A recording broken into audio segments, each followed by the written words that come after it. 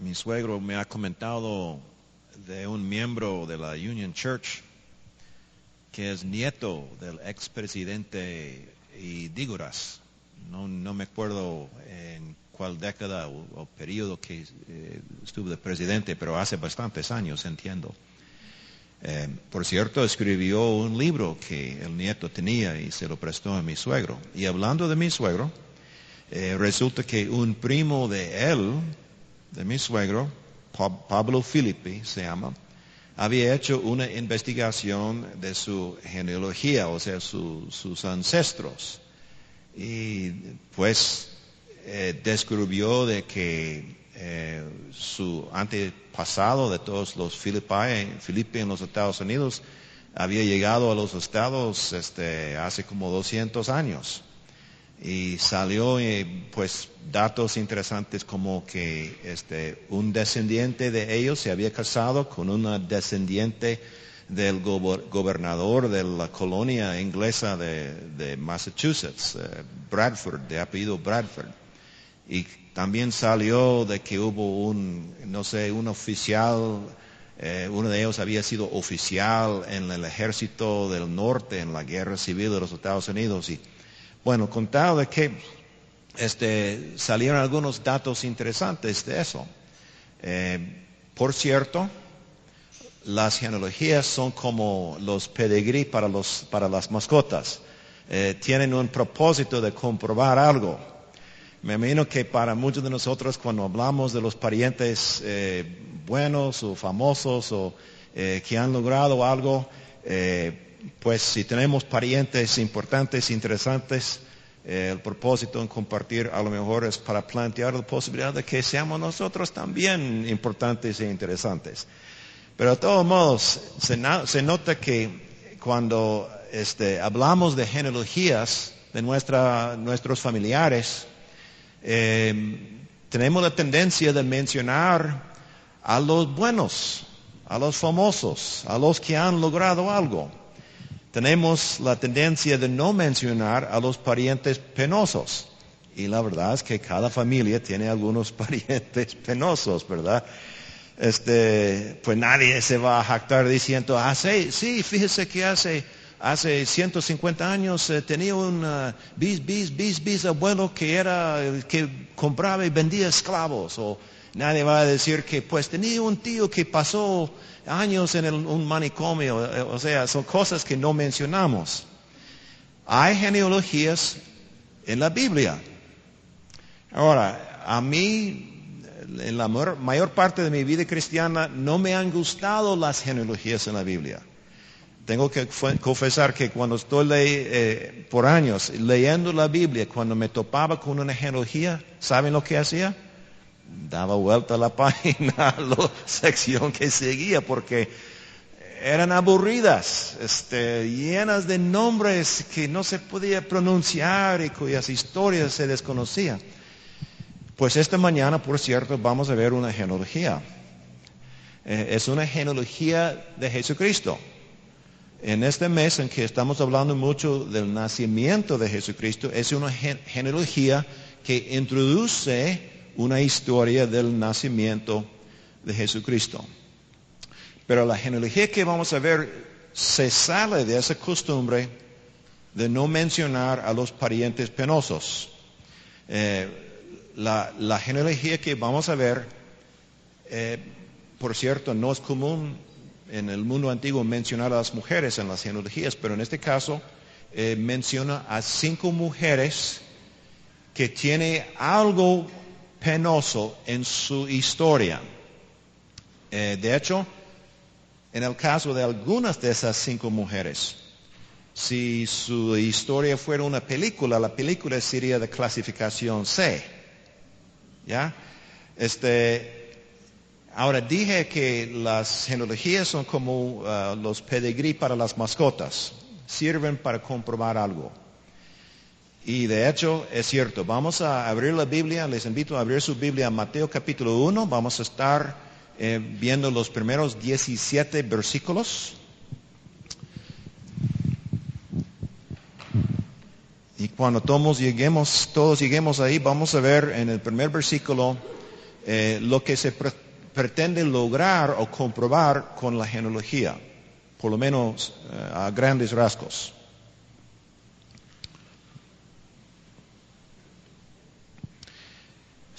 Mateo capítulo 1 y versículo 1 nos da los dos grandes propósitos para la genealogía. Dice, libro de la genealogía de Jesucristo, hijo de David, hijo de Abraham.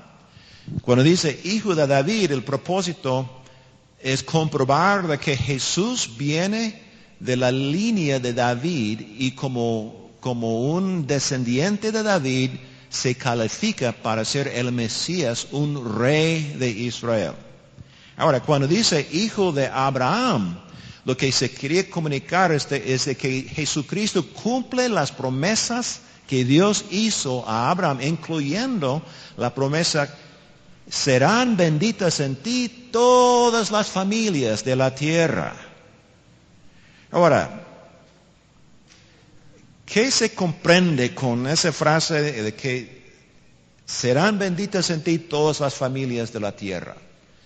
Para expresarlo en otras palabras, ¿qué aprendemos del Evangelio en esta genealogía de Jesucristo?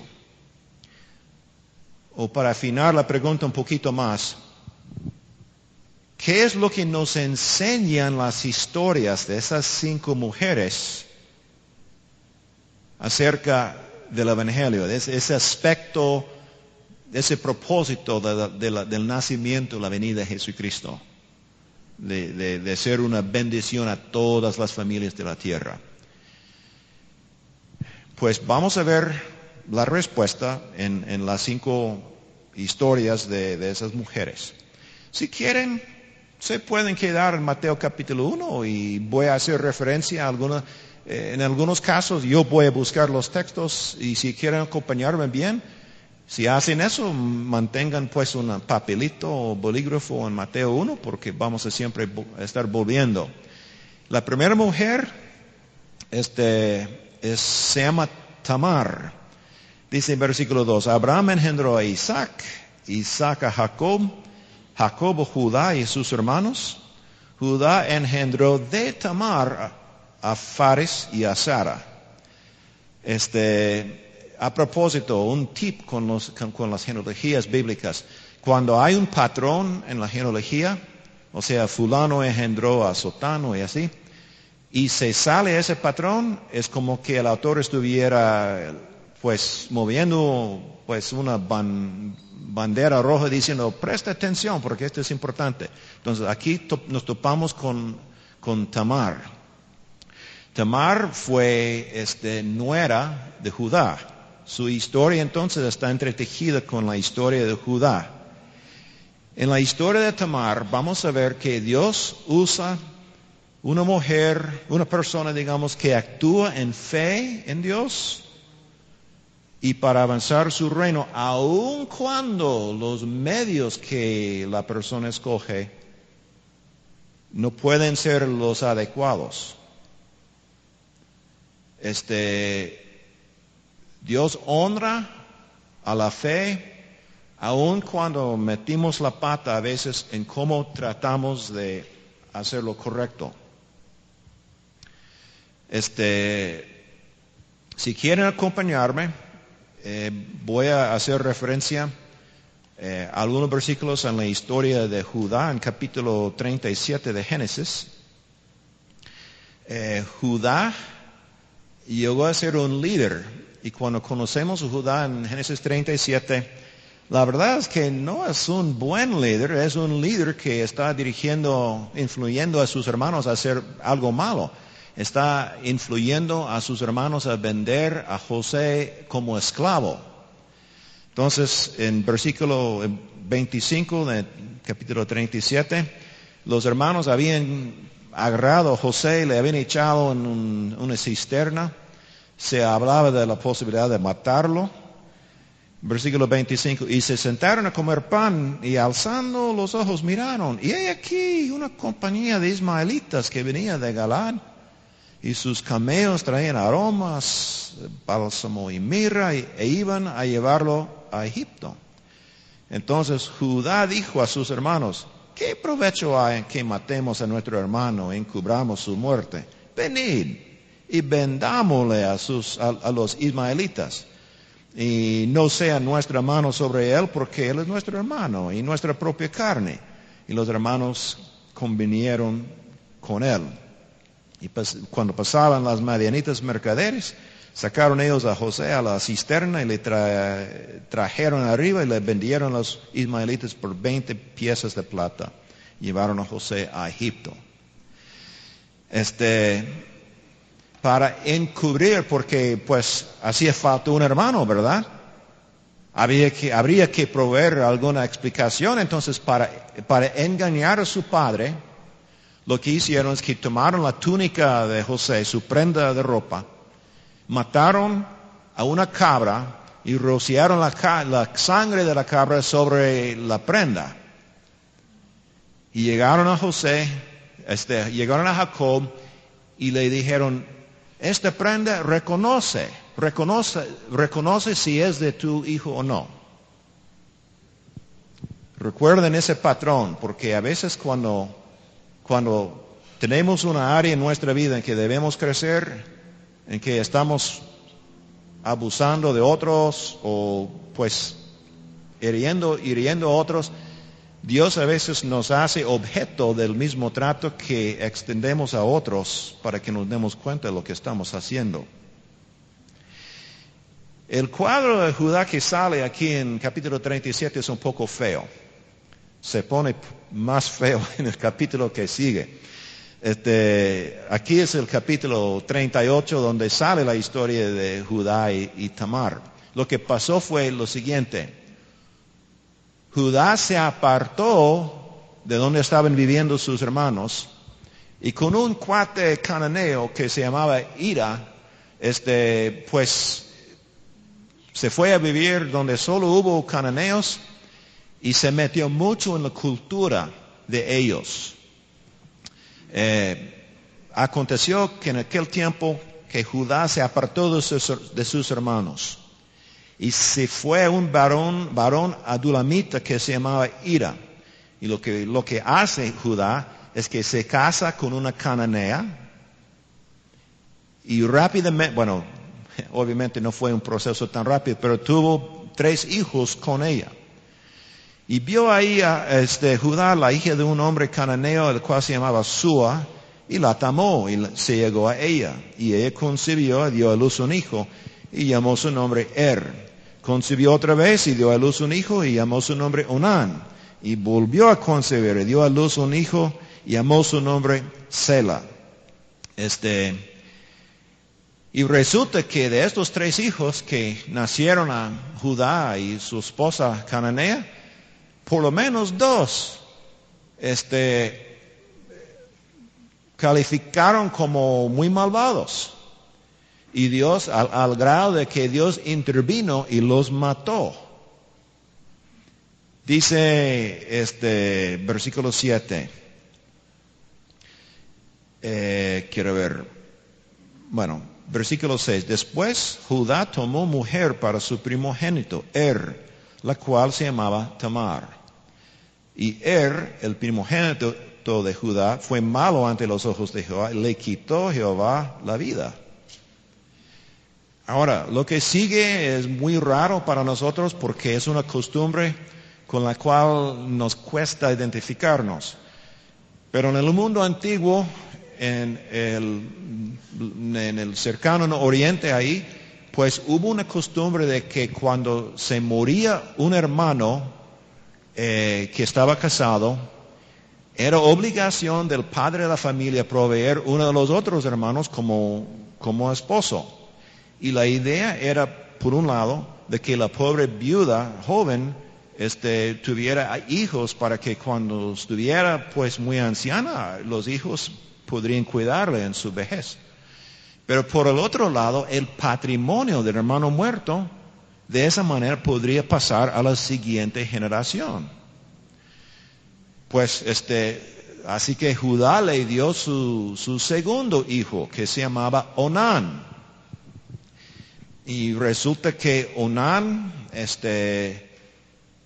a Onán le gustó el hecho de que a él le pasó el patrimonio de su hermano, pero no quería compartir ese, como muchas cosas, ¿verdad? Se trata del dinero.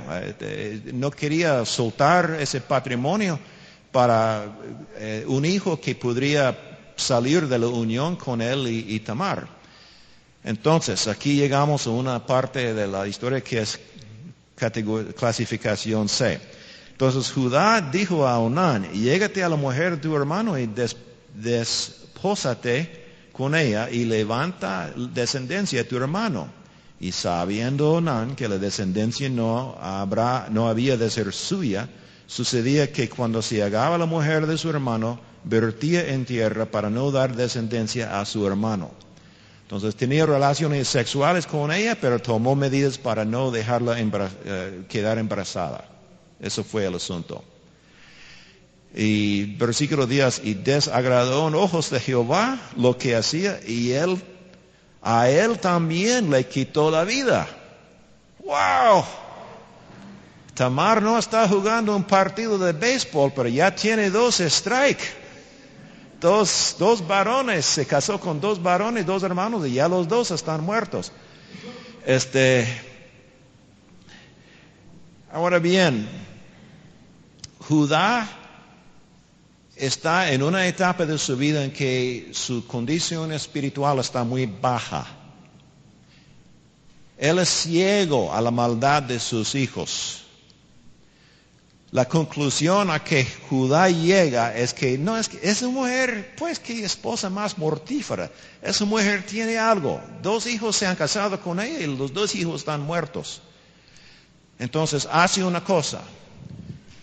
Pide a Tamar a irse a la casa de su padre, de ella, a quedarse ahí, entre comillas, hasta que crezca su hijo menor, Sela, para que él llegara, digamos, a una edad apropiada para casarse. Pero haciendo esa promesa, Judá no tiene ninguna intención de cumplir con su promesa. Versículo 11 dice, y Judá dijo a Tamar su nuera, quédate viuda en casa de tu padre hasta que crezca Sela mi hijo, porque dijo, viendo sus pensamientos, no sea que muera él también como sus hermanos. Y se fue Tamar y estuvo en casa de su padre. Hermanos, vieron que cuando alguien que tiene autoridad sobre otros es irresponsable o egocéntrico en su ejercicio de esa autoridad, a veces pone a las personas bajo su autoridad en situaciones sumamente difíciles y hasta desesperantes. Y así fue el caso con Tamar. Siendo una viuda joven, así como era ella estaba en una posición muy, muy vulnerable. O sea, si fuera a quedarse así y pasar muchos años, pues va a quedarse eventualmente una anciana sin ninguna esperanza de quien le cuide en este mundo.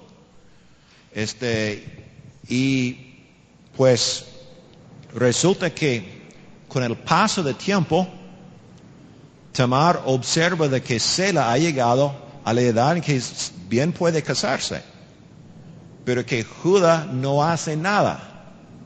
Entonces ella correctamente llega a la conclusión de que Judá había estado tratando con ella de mala fe y que no tiene intención de cumplir con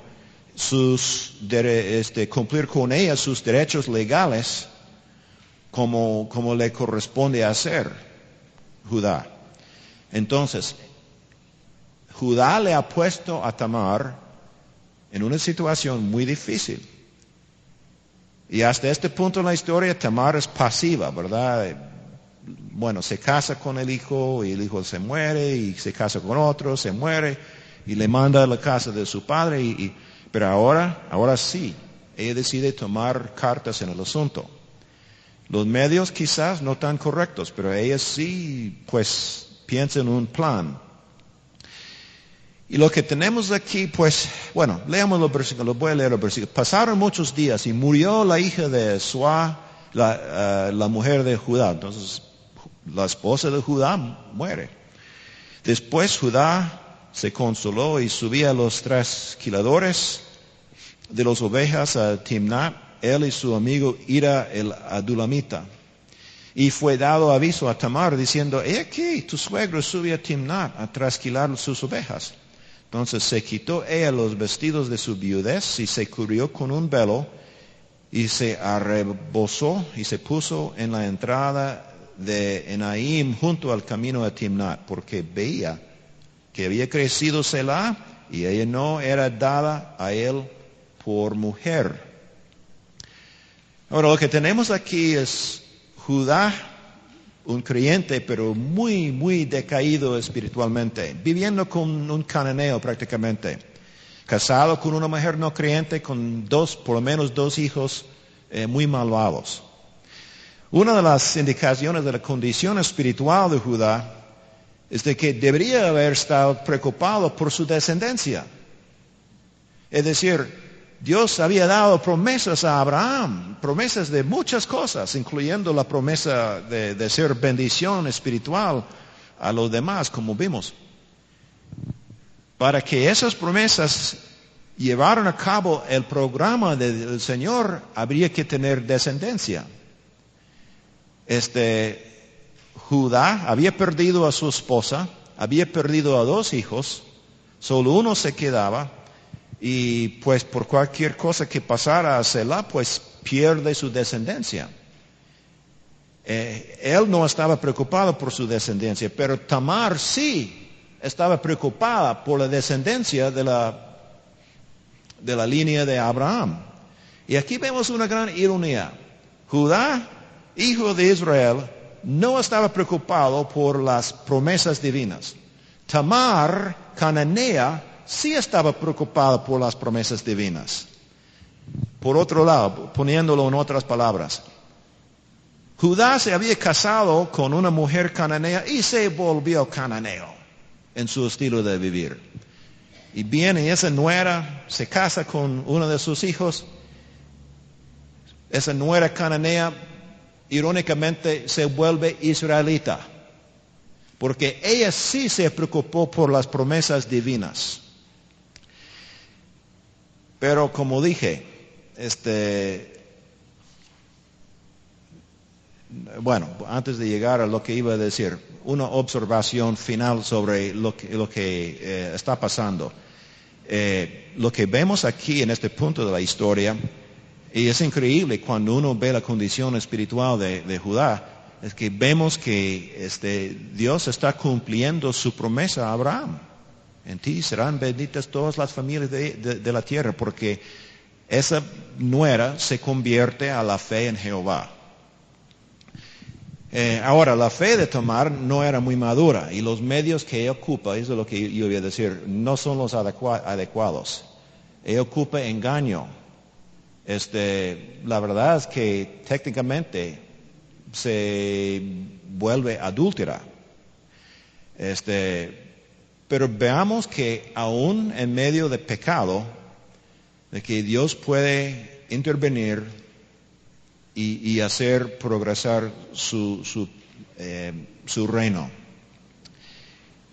En versículo 15 dice, y la vio, es decir, bien refiriéndose a Tamar, la vio Judá y la tuvo por ramera, porque ella había cubierto su rostro.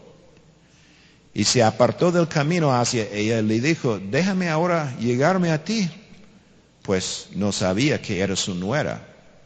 Y ella dijo, ¿qué me darás por llegarte a mí? Y él respondió, yo te enviaré el ganado de un cabrito de las cabras. Y ella dijo, dame una prenda hasta que lo envíes. Está pidiendo una tarjeta de crédito. Eso es en efecto. Entonces Judá dijo, ¿qué prenda te daré? Y él respondió, tu sello, tu cordón y el báculo que tienes en tu mano. Y él se los dio y se llegó a ella y ella concibió de él. El sello era un cilindro metálico tallado que ponía sobre barro suave para dejar una impresión que era algo, una identificación única del dueño. El cordón era a lo mejor algo de cuello que se colgaba de se ponía sobre el cuello y del cual se colgaba el sello. Y el báculo era una vara, un bastón que se ocupaba para caminar, para trabajar con ganado, pero también en la parte superior del bastón tenía algo que identificaba al dueño, algo único que identificaba al dueño. Ahora bien, ¿se acuerdan del hecho de que Judá y sus hermanos habían engañado a su propio padre? Ocuparon una cabra, una prenda de ropa, y pidieron que él reconociera esas cosas. Bueno, la ropa. Bueno, Judá envió la cabra con su cuate cananeo Ira, y cuando Ira llegó al donde él había encontrado a su nuera, pues, y andaba preguntando, y todo el mundo decía, prostituta. ¿Cuál prostituta? No hay ningún prostituta por aquí. No, pero hubo. No, ¿cómo se va a creer? Aquí no tenemos prostituta. Entonces se fue sin poder pagar, porque a ella no le interesaba la cabra. Lo que a ella le interesaban eran las prendas. Entonces salió la noticia de que 3 meses después salió la noticia de que Tamar quedó embarazada. Y con gran hipocresía, Judá dijo, pues, saca a esa mujer y la vamos a quemar viva. Y él mismo era el papá. Entonces ella responde, pero ella cuando la sacaban envió a decir a su suegro, del varón cuyas son estas cosas, estoy encinta. También dijo, mira ahora, es decir, reconoce, de quién son estas cosas, el sello, el cordón y el báculo. Entonces, lo que él hizo a su padre, ella hizo a él. Con sus prendas personales, un engaño con sus prendas personales, con una cabra y pidiendo que él reconociera de quién eran las cosas. ¡Wow! Y además de todo eso, se dio cuenta de que, bueno, él se había quedado con su mano en la masa. Él era el papá de ese embarazo. Entonces, aquí vemos algo muy interesante. Judá reconoce de que ella es la parte inocente en este asunto. La llama hasta justa. Y él reconoce su propio pecado, pongámosle, versículo 26. Entonces Judá los reconoció de sus cosas y dijo, más justa es ella que yo, por cuanto no la he dado a Sela mi hijo, y nunca más la conoció. Ahora, 2 comentarios sobre lo que dijo Judá. Primero, cuando Judá la llama justa, hasta este punto en Génesis, solo una persona más se llama justo, y era Abraham. Interesante, ¿verdad? La comparación implícita. Y la otra cosa es que, sorprendentemente, este es el primer ejemplo en Génesis en que alguien abiertamente reconoce algo malo que ha hecho. La verdad es que Dios usó esto con Tamar para sacudir Judá. Venía, pues, cuesta abajo en su vida espiritual. Y de aquí en adelante vemos una transformación en Judá. Mucho más adelante en la historia, cuando hay hambruna y José está a cargo de todo en Egipto y todos los que vienen para pedir, comprar grano tienen que tratar con él. Vienen los hermanos y él se las ingenua para quedar con uno de los hermanos. Entonces, para volver tienen que traer a su hermano más cercano, Benjamín. Y Jacob no quiere hacerlo. Entonces Judá se le acerca y dice, mira, yo me pongo responsable por la vida de Benjamín. Si algo le pasa, yo voy a responder. Y cabal, en Egipto, José se las ingenia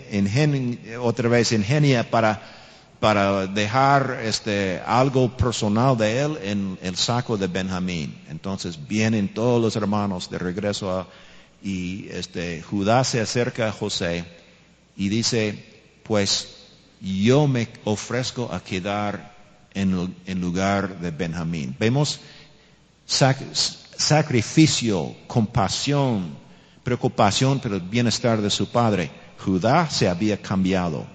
Y el cambio empieza aquí con el incidente con Tamar. Ahora, esta es una historia muy rara. Para serles honesto, nunca he escuchado un sermón sobre esta historia. Por cierto, un comentarista dijo, esta historia no se puede predicar. Pero bien, creo que el papel de Tamar en esta historia es que Dios puede usar una persona que actúa con fe y con buena motivación para avanzar el reino de Dios, aun cuando la persona ocupa los medios no adecuados. Ahora, volviendo a Mateo 1, la segunda mujer en la genealogía de Jesucristo es Rahab. Dice, ¿dónde lo dejamos? Tamar a Faris en versículo 3, y a Sara, Faris a Esrom, y Esrom a Aram, Aram engendró a Aminadab, Aminadab a Naasón, y Naasón a Salmón, y Salmón engendró de Rahab a Boz. Ahora, la historia de Rahab muestra que alguien, no importando el pasado de alguien que escoge identificarse con el pueblo de Dios en lugar de su propio pueblo, Dios lo va a honrar. No importando lo que uno ha hecho, si uno, por lo que sabe de Dios, toma la decisión de desidentificarse con lo pecaminoso en su propia cultura e identificarse con el pueblo de Dios, Dios le va a honrar. Eso es lo que comunica la historia de Rahab.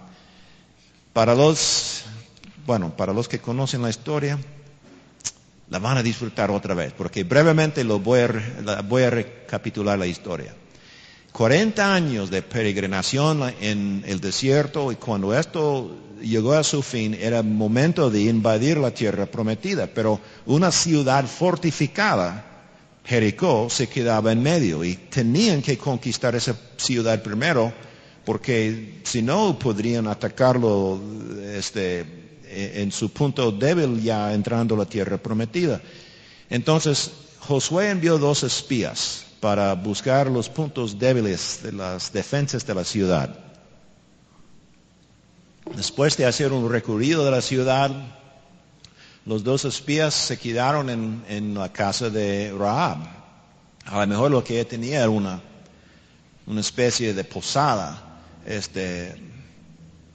digámosle, con varios servicios ofrecidos. Y pues se quedaron ellos con ella, pero alguien los vio y de alguna manera captó que eran foráneos, espías. Entonces los soldados del rey de la ciudad vinieron y dijeron, pues saca esos 2 hombres que te visitaron porque son espías para los israelitas. Y aquí entramos donde alguien tomó una decisión. Ella dijo, pues es cierto que 2 hombres vinieron hace un rato, pero yo no sabía de dónde vinieron. Y es más, ya se fueron para no quedar dentro de la ciudad cuando cerraban las puertas de la ciudad en la tarde. Me imagino que si ustedes se apuran, los va a alcanzar en la planicie hacia Jericó. Y se fueron los soldados. Al estilo de las novelas de espionaje y de las historias verídicas de cuando la gente escondía a judíos durante la Segunda Guerra Mundial, pues lo que había hecho Rahab es que había escondido a los 2 espías en el techo de su casa, debajo de unos manojos de lino. Y ahí se quedaban. Antes de que ellos se durmieron, ella subió al techo y les dijo lo siguiente: yo sé que ustedes van a ganar la batalla, dijo. De hecho, por aquí todos están, pero medio muertos de temor de ustedes, porque hemos huido como Jehová tu Dios secó el mar rojo para que ustedes cruzaran, y como ustedes erradicaron a los reyes de los amonitas al otro lado del río Jordán. Yo sé que Jehová tu Dios es Dios de los dioses. Entonces, pido que ustedes perdonen la vida de mi familia, así como a ustedes les he perdonado la vida. Y ellos juraron que sí. Entonces ella bajó una soga para dejarles bajar de la ventana que daba para el campo fuera de la ciudad, como su casa era edificada pues en el mismo muro de la ciudad. Y mientras ellos bajaban, uno de ellos les dio un cordón rojo y dijo: bueno, tenemos 2 condiciones que tienes que cumplir. Juramos guardar tu vida, pero tienes que pues dejar este cordón en tu ventana para que identifiquemos cuál es tu casa. Y en cuanto a tu familia, tienen que estar en tu casa. Si están en tu casa, entonces van a estar a salvos. Y así fue. Entonces, Rahab y su familia llegaron a formar parte del pueblo de Dios. Y siempre me he preguntado, ¿y será que Salmón era uno de esos 2 espías? La Biblia no dice. Sería una historia muy romántica si fuera cierto, pero la verdad es que no sabemos. Pero se casó con un hombre que se llamaba Salmón y llegó a tener hijos, por lo menos un hijo. Entonces, a través de fe en Dios, una prostituta dejó de ser prostituta y llegó a ser una creyente en Dios, una esposa y una mamá. Y de hecho, nos adelantamos porque el versículo 5 dice: Salmón engendró de Rahab a Booz, y Booz engendró de Ruth a Obed. Entonces, el hijo de Rahab se casó con la tercera mujer que se menciona en esta lista, Ruth. Ahora, en Ruth vemos que no importa el trasfondo étnico o la nacionalidad que uno lleva, todos están aceptados por fe en Cristo por igual. Ahora, tanto Tamar como Rahab tenía cierto tinte de escándalo sexual en sus historias, pero no así Ruth. La historia en el libro de Ruth la presenta como, la verdad, una persona muy ejemplar. Pero el problema que tenía Ruth es que tenía un trasfondo étnico que complicaba mucho su aceptación en el pueblo de Israel. Es que era moabita. Ahora, en los años de las peregrinaciones en el desierto, Moab se había puesto como un enemigo de Israel. Por ejemplo, cuando se acercaban a la tierra prometida, Moab, los reyes de Moab contrataron un hechicero que se llamaba Balaam. ¿Lo estoy diciendo correctamente? Balaam, ¿va? Y Balaam trataba de maldecir por pago, ¿verdad? Y le dieron un dineral para maldecir a Israel. Pero cuando él se ponía a maldecir, Dios intervino soberanamente y en vez de maldición salía de su boca bendición para Israel. En varias ocasiones. Finalmente, tanto los reyes que le pagaban como Balaam mismo, pues se dieron por vencidos y diciendo, no es posible. Pero luego, queriendo más pago, se le ocurrió a Balaam un plan para afectar a Israel como si fuera una maldición. La clave es su Dios y su relación de Dios, porque su Dios los protege. Ahora, si pueden hacer ustedes que ellos caigan en pecado, idolatría, pecado sexual, Dios mismo va a encargarse de destruirlos. Entonces, mujeres de Moab y de de Madián, involucraron a los varones de Israel en adoración pagana sexual. O sea, como parte de la adoración a los dioses falsos, hubo relaciones sexuales con esas mujeres. Y eso provocó, pues, miles y miles de muertos entre el pueblo de Israel. Entonces, debido a todo eso, dice Deuteronomio, a ver si aquí está, no podrán entrar en la asamblea del Señor los amonitas, ni los moabitas, ni ninguno de sus descendientes hasta la 10ª generación. Wow. Ahora, la historia de Ruth empieza como la historia de muchas familias guatemaltecas. Teniendo problemas económicos en su propio país, se fueron al extranjero en busca de mejores horizontes, para buscar pues una situación más favorable económica. Y así parecía que estaba funcionando. Una familia con 2 hijos y Noemí era la mamá. Se fueron a Moab. Los 2 hijos se casaron con moabitas, pero el papá murió y después de unos 10 años los 2 hijos también murieron. Entonces, pobre Noemí, enfrentando un verdadero desastre en su vida, tomó la decisión de volver a su propio país, a su pueblo, que era Belén, y mandó a los 2 nueras a irse a la casa de sus padres, donde tendrían mejor oportunidad de encontrar otros maridos. Una de las nueras dijo que de ninguna manera te voy a dejar, te voy a acompañar más bien. Y todos los argumentos de Noemí pues no resultaron para convencerle a quedarse. Entonces, esta nuera era Ruth.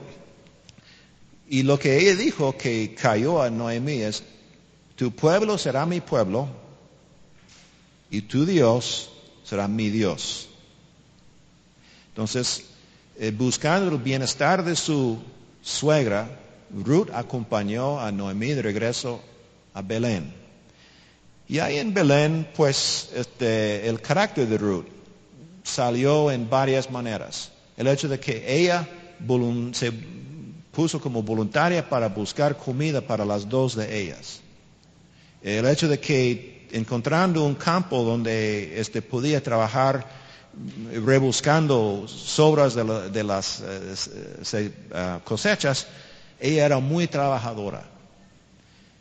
La manera en que ella se reconoció como una mujer virtuosa, como dice en Proverbios 31. Pues ya mencioné que Boaz era hijo de Rahab y Salmón. Y en el libro de Ruth lo conocemos como un hombre adinerado e importante en el pueblo. También caracterizado por nobleza de carácter, generosidad, protección de las personas vulnerables y fidelidad a Jehová.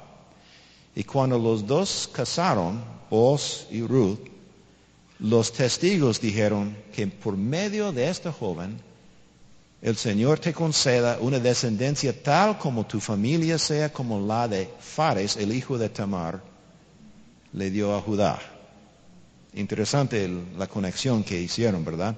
Y resulta que aquellas palabras eran proféticas, porque un descendiente de Boaz y de Ruth era el mismo rey David. Ahora, la gran pregunta que surge en esta historia es ¿qué de ese versículo en Deuteronomio 23? ¿Qué de la prohibición a que una mujer, una moabita, entrara en la congregación de Israel? La respuesta es, por la gracia de Dios, en respuesta a una fe genuina de parte de Ruth, por eso ella fue permitida y aceptada en el pueblo de Dios. Y por eso ella llegó a ser una ancestra del rey de Israel. Y por eso ella está en la genealogía de Jesucristo.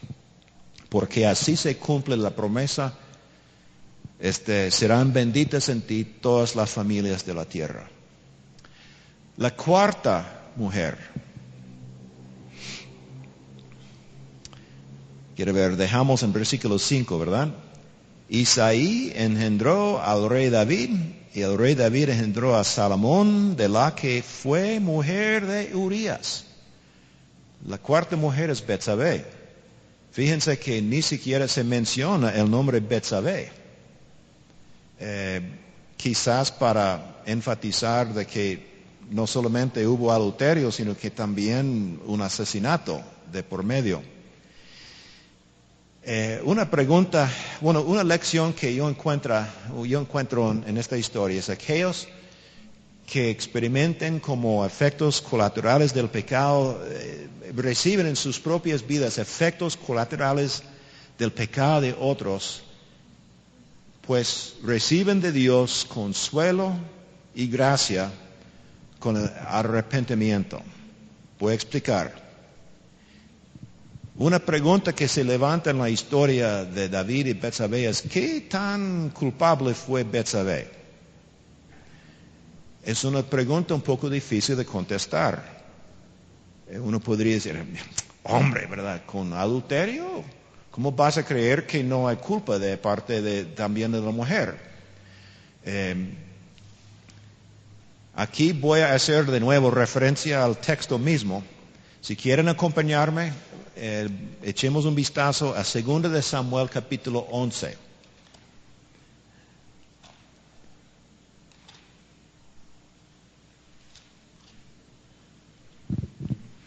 Segundo de Samuel 11.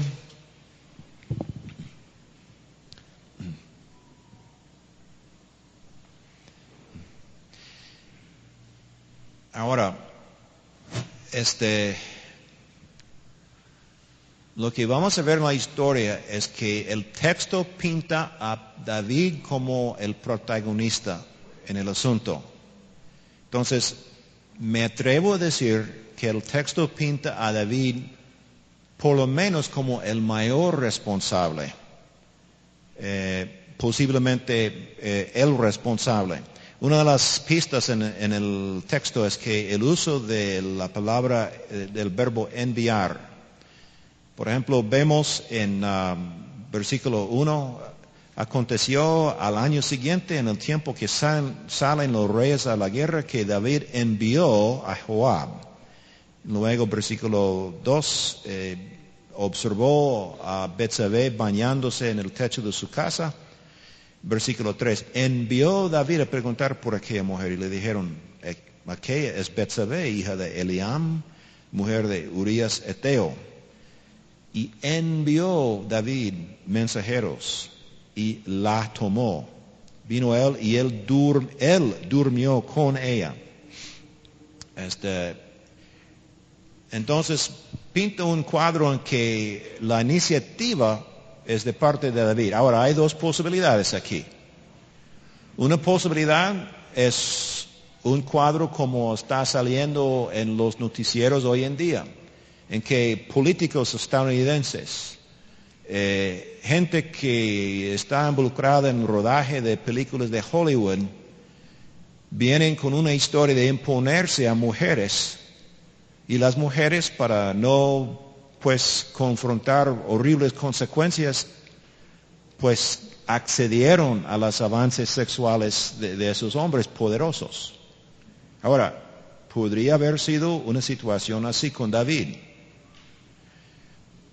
Podría haber sido una situación en que la pobre mujer, sintiéndose muy solitaria por la ausencia de su esposo, que estaba peleando una batalla en tierras foráneas, y con una visita, una invitación de alguien que ella respetaba mucho, y con la autoridad y carisma de esa persona, cuando él le propuso relaciones sexuales, le costaba decir que no.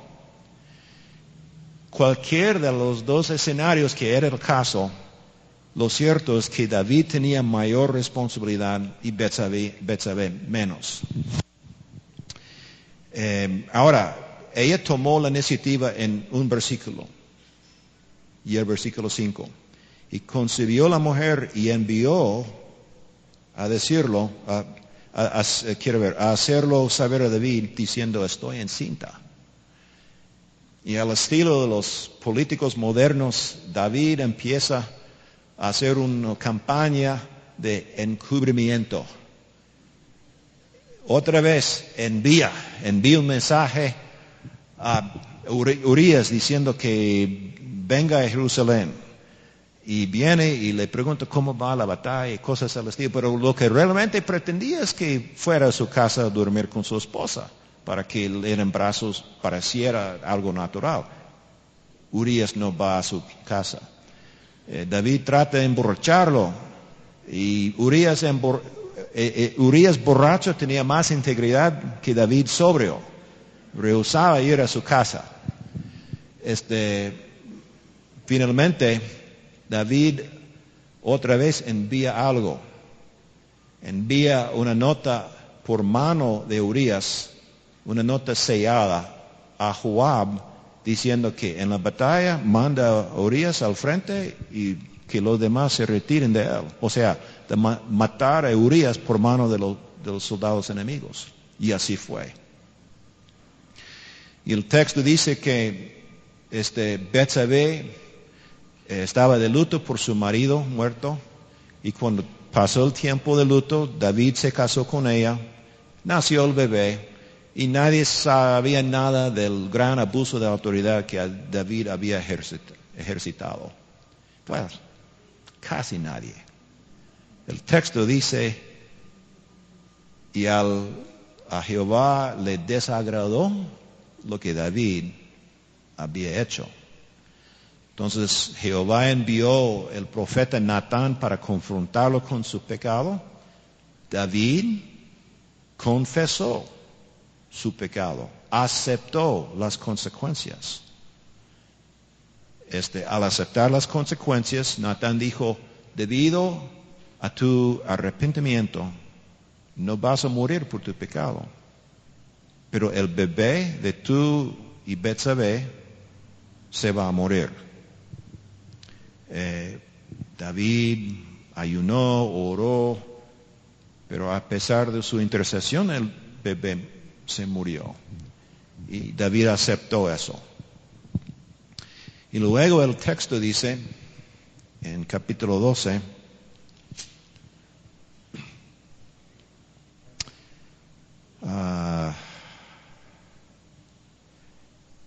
dice versículo 24, y consoló David a Betsabé su mujer, y llegándose a ella durmió con ella, y ella le dio a luz un hijo, y llamó su nombre Salomón, al cual amó Jehová. Y envió un mensaje por medio de Natán profeta, así llamó su nombre Jededías, que quiere decir amado de Jehová. Entonces Jehová puso su sello de aprobación sobre el otro hijo que nació, Salomón. Bueno, ¿qué es el resumen del asunto? En medio de una situación horriblemente escandalosa, Dios sabe el grado de culpabilidad que uno tiene. Serán benditas en ti todas las familias de la tierra, incluye perdón al pecado cuando alguien confiesa, consuelo y gracia a alguien que hasta cierto punto es una de las víctimas.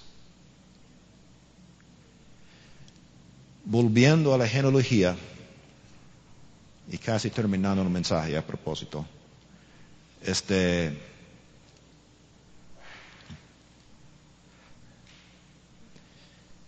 hay una quinta mujer, ¿ya?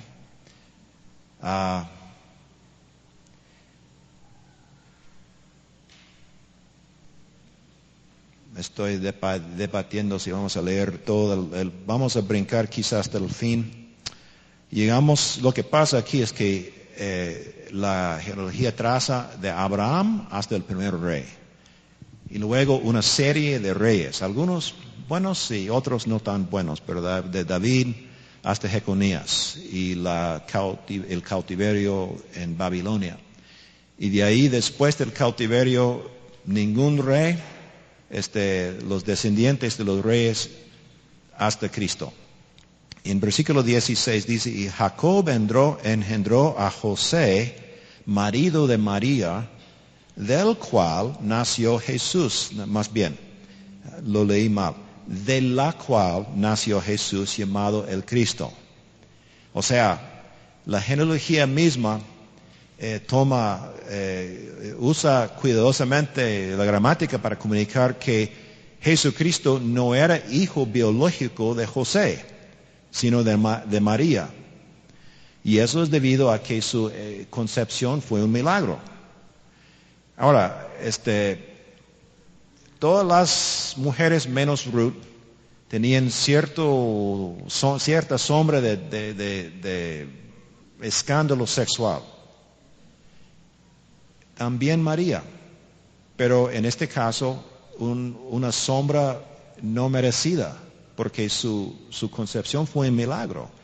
Pero el hecho de que quedó embarazada sin que estuviera casado con José todavía, quiso decir que por hacer lo correcto, por obedecer a Dios, asumió sobre sí misma la pena de una acusación sin fundamento, pero comprensible.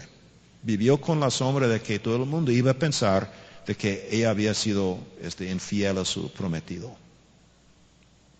A veces, por hacer lo correcto, vamos a tener pena y por malentendidos vamos a sufrir pena. Esa es una realidad.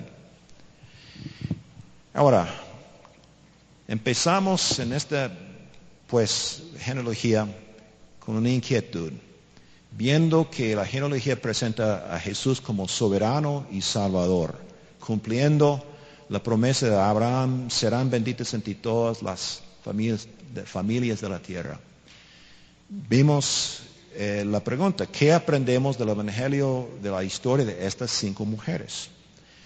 Aprendimos de que nadie queda marginado del reino de Dios por su género, porque se incluyó a 5 mujeres en un contexto en el mundo antiguo donde las mujeres no mucho entraban en las genealogías. Aprendimos de que nadie queda marginado por su trasfondo étnico. Vimos a Tamar, Rahab, que eran cananeas, aceptadas como miembros del pueblo de Dios. Vimos a Ruth, moabita, con más obstáculos, también aceptada como miembro del pueblo de Dios. De pueblos condenados por Dios mismo, condenados, pero por la gracia de Dios y por su fe en Dios, llegaron a formar parte del pueblo de Dios y de la genealogía del mismo Mesías. Aprendimos de que nadie queda marginado por su trasfondo moral. Todos con cierta sombra de escándalo. En el caso de María, pues no merecida.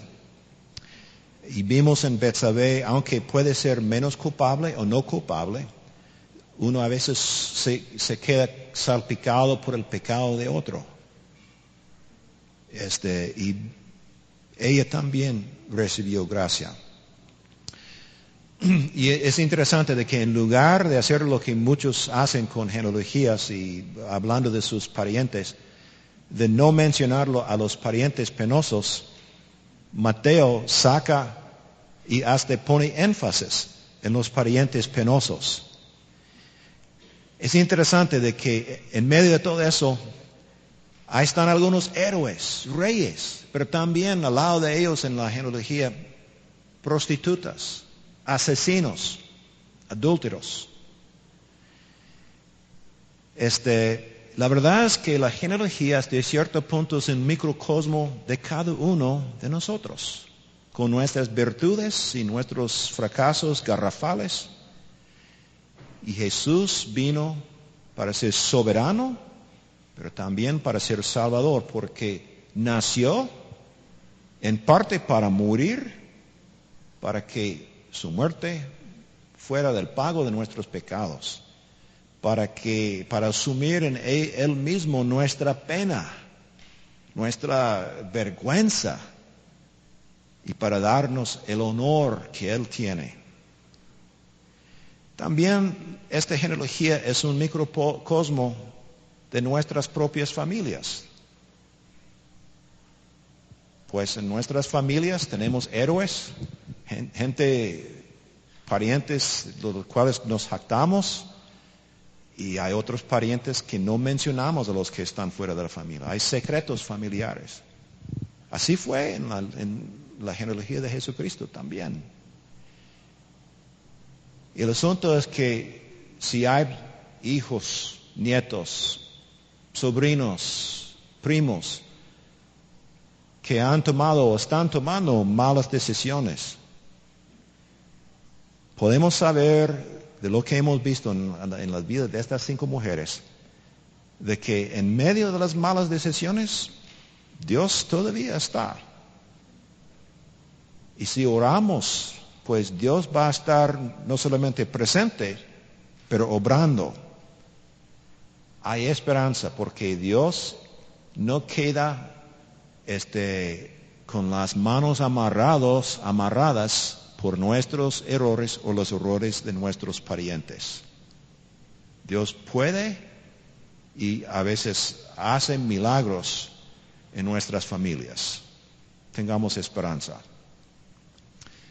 Oremos, hermanos. Padre, gracias por el hecho de que tu Hijo Jesucristo, en llegar a ser humano, pues no asumió pecado, pero se identificó con todos nosotros en nuestras imperfecciones, nuestras familias disfuncionales, nuestras flaquezas, pecados, debilidades. Y gracias que Él ofrece redimirnos en medio de todo eso. Pedimos que sigas obrando en nosotros y a través de nosotros para avanzar tu reino y ser bendición para los que todavía no te conocen.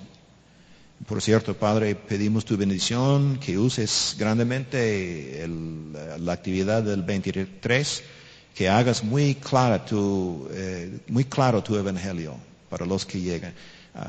Ilumina también los corazones que los que van a estar llegando, para ver claramente la salvación que tú ofreces. Pedimos esto, dándote gracias en el nombre de Jesús. Amén.